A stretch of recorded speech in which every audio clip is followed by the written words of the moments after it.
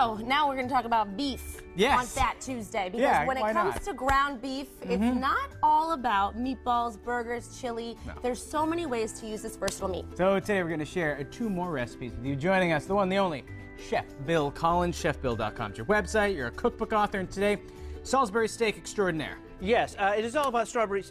I almost said strawberries. It's Mardi Gras.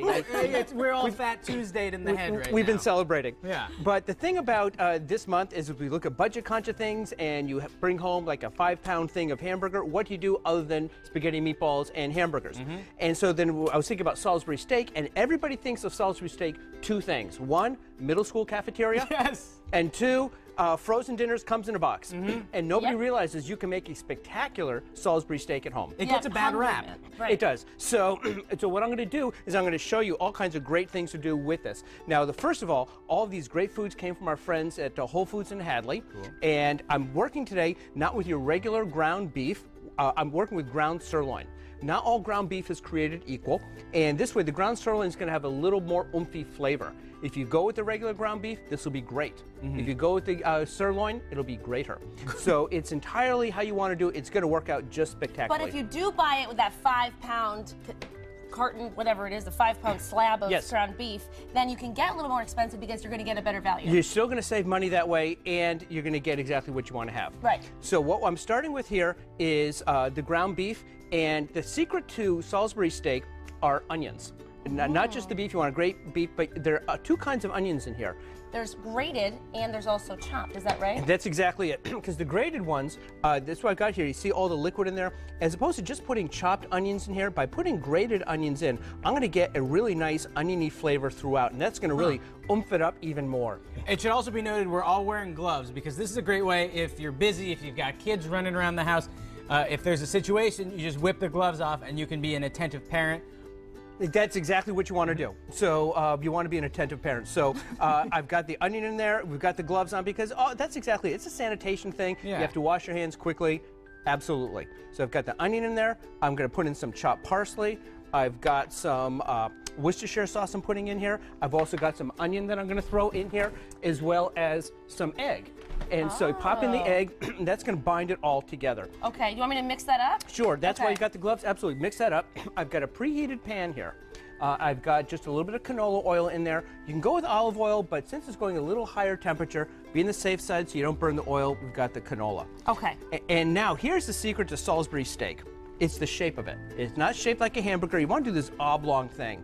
Why? I have no idea. Because it's Salisbury steak. Because that's what everybody expects from a Salisbury steak. Because that was Mr. Salisbury's favorite shape. It was. And by the way, Salisbury steak neither comes from Salisbury nor is it steak. So it's one of those things that kind of lull you into the thought that you're doing mystery meat in so many ways. Exactly. Okay, now what? Now we're gonna shape them. I've already put some salt and pepper in there. I want to get in the oblong shaping. So here's the thing. Start out. What I like to do because when it calls for 2 pounds of burger, you might have 1 3/4, a little more. So I like to break it all up into different balls, big meatballs this size. So you know they're all going to be about the same size. I get you. So that way, but then when you go to shape it, it's easier to shape it when you've got the big dense meatball to just kind of flatten out a little bit. You want some density to it. And like a rugby ball or a football, something like that. That's exactly what it is. All right. So now I'm going to add some oil in. I've already heated the pan. And as you know, I like to heat the pan before adding oil into it. See, we've got the great sizzle going on there. I'm going to just add a little bit of oil. Don't need much, just a skim coat. Because this is actually a very healthy meal. It's not deep fried. It's just a great way to go. So now I'm just going to pop. Thanks, bud. So it is healthy. It is healthy. Budget friendly. Budget friendly. And you said sneak peek, it's absolutely delicious. It kind of is. And see, that's the thing, because the onions give it just a big oomph. I'm going to drop this 4th one here. The onions give it such a great oomph because not only are we putting the ground, the grated onion in there, I've also beforehand cooked up the onions. And as you can see, these are caramelized onions. And these cook for about 40 minutes. You can cook them shorter, they won't be caramelized, you're going to still get great flavor. And the reason these are not in the pan yet, this is going to all be for the classic sauce, the gravy that's going to go on top. Okay. Now we're going to do that a little later in the show. We're also going to use ground meat in a different way. Tell us what we're going to do. We're going to be doing it, I like to call it beef and chickpeas because I couldn't think of a cleverer name. I like, you know what, it's straightforward. You're a straight shooter. It is, you know, it's a scientist in me. So later in the show, beef and chickpeas, the eloquently named dish. In the meantime, why don't we check in? Back in the kitchen with personal chef Bill Collins from chefbill.com. Now we're talking about ground beef and using it for more than just burgers and meatballs. Absolutely, and I've got two things going on today. One is the Salisbury steak, which we started earlier, and I'm going to finish now. Another one, I give it the really clever, fancy European name of beef and chickpeas. And what I've done was, it's not quite a sauce, but I've got I've sauteed some onions, thrown some garlic, the ground beef, brown it, throw in some tomatoes, not a ton of tomatoes like a sauce, some oregano, which I put in with the beef, salt and pepper, let it cook for a little bit, and then I'm going to finish it up with some chickpeas. Why chickpeas? Well, chickpeas are such a great source of protein, so I'm just going to add these right now.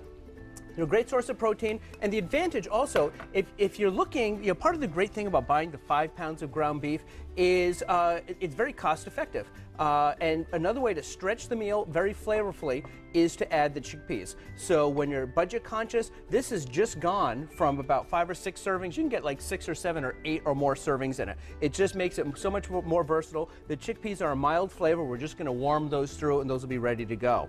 And they're full of fiber too, so it's going to fill you up faster, and you're not going to eat as much meat. Exactly. So it's much more, all of the above. That's exactly what it is. And the fiber, everything. Now, there are a couple ways of buying chickpeas. One is I bought the dried ones. I cooked them up, and you can get canned ones. I've got the packaged ones as well. And these ones have no sodium. One thing about so many when you get dried beans is they're so filled with a lot of salt. And it's hard then for you to adjust the flavorings of the food because it's already salty.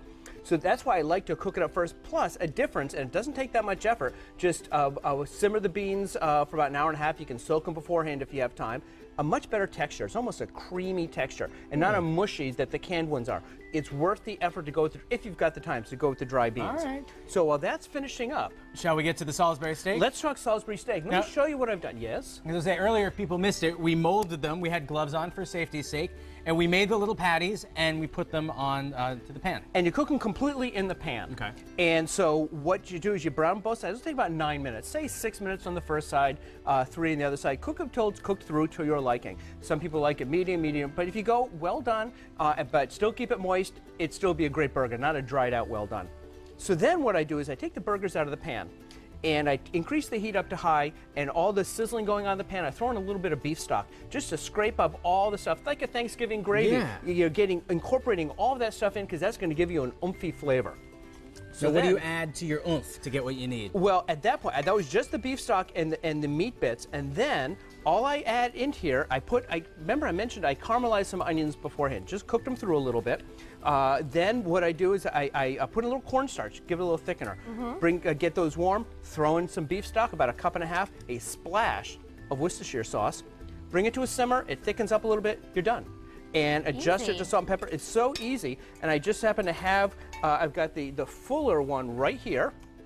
Perfect. And so I'm just going to serve these out. Now, are the chopped onions in there too? They just kind of cook down, they melt into the sauce? They're right in there. You'll see, because the burgers are right on top of these, you'll see that there is all kinds. Yeah. Oh, right in there, just throw it on there like that. And so now you're serving it with some homemade mashed potatoes. I made some mashed potatoes, and that's what I also like to do is with this, I put a little scallion in there because it gives it, again, some color, oomphs it up a little bit, and it takes it away from just being a mashed potato to something a little bit more special. Did you put any cream or cheese in your mashed potatoes? I put in a hint of milk. When you make mashed potatoes, warm the milk first, because that way you're not cooling down the potatoes, it'll absorb better. I put in just a bit of milk and just about a tablespoon of sour cream. All of that is optional. You can just go with a little milk if you want. You can go with skim milk. You're completely good to go that way. And now the sauce, we're plating it today on some spaghetti squash. Yes, now I'm now ready here with the chickpeas and beef. I've got some spaghetti squash going here. Now, if this was just beef and no chickpeas, then you wouldn't have as much. So the chickpeas really stretch it so you get more for your money. Exactly. And so not only is it very budget friendly, it's also healthy friendly, but this is definitely a great way to stretch your budget. Now, you'll also notice that this isn't a very saucy dish. It's not like it's a big tomato sauce that has beef in it. The beef is the main part of the dish. It's not an additive like a meatball in a tomato sauce. So that's why I put this on spaghetti squash, and so it's just a nice big, well, oomphy meal. Also, you can go under that with regular pasta, any kind of potatoes, rice. You really can put anything underneath it. And worst case scenario, if you don't have anything else, you don't need it because you've got the chickpeas and that's already going to fill you up. Exactly. Nice. Ground beef, 2 more ways than we hadn't thought of before. Thanks so much, Chef Bill. We love having you here. Love being here. It smells amazing. It's good. My Mass Appeal is where you go for this information, and take